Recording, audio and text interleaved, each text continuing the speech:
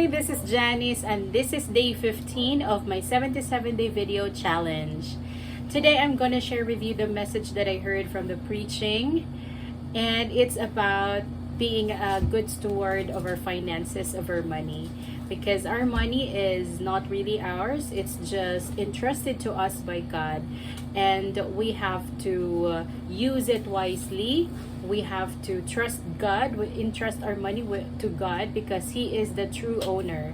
He is the owner of everything that we have. He is the owner of our lives. He is the owner of our possessions, of our money, of everything that we have. Therefore, it's only true, or it's only appropriate that we entrust it to God and to acknowledge God as the owner. We are only the manager, not the owner. So one way of honoring God is by praying to Him, asking Him for wisdom, how to best use our money, how we can manage our money better, how we can handle our money better. And some of the things that were shared during the preaching was budgeting. It's very important that we budget our money, because that way when we budget, we'll be able to live within, or not within, but below our means, so that we cannot fall into the trap of debt. And because having debt, it's just really not good to have debts, especially if you cannot pay it, because it will give you a lot of stress. It will cause a lot of stress and trouble, sleepless nights. It's okay to have debts, especially if you have an emergency, or if you really need it, but we have to pay it. If we cannot pay it, then that really causes us trouble.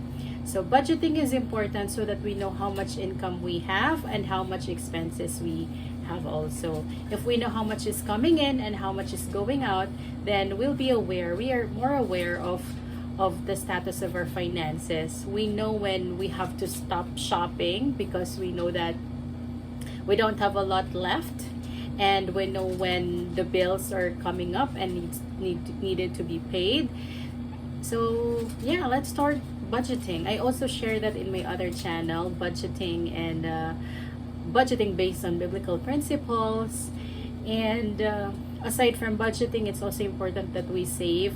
We have to set aside a portion of our income for future expenses, for emergencies, for our goals, for our financial goals, including our college education, or our kids' education, our retirement plan, and other goals. Or maybe you want to have your own house, or you want to purchase your own car, or you want to save up for your retirement or dream vacation. So yeah, we have to set aside a portion of our money for our savings. It could also be for your investments. Yeah, oh sorry, I forgot. We the first thing to do, once we receive our income, it's important that we give our tithes to the Lord. Tithe is a 10% of our income, and it's just the minimum 10%. But if you want to give back more, if you want to give more to the church or for God's purposes, then you can give more than 10%, but 10% is the minimum.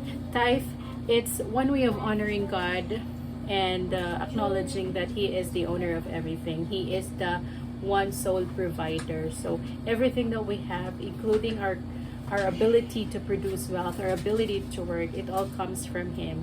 So we're honoring Him as our creator, as our provider, by giving our tithes. And as I also said about saving, I also, aside from saving, we have to pay our debts. So if you already have debts, make sure that you pay your debts, right? And like I forgot the verse in the Bible, but it says that if you have debts, it's like you're a slave to the debtor, and you don't want to have sleepless nights and be stressed about the debts that you owe from other people. So try to minimize your debts, or pay off your debts as soon as possible if you can, so that you'll be free from that stressful situation. What else? Enjoy. Yeah, aside from tithing, saving, and for your expenses, paying your bills, of course, you can enjoy also the fruits of your labor. You can buy the things you want, but of course, in moderation. You have to prioritize your needs over your wants.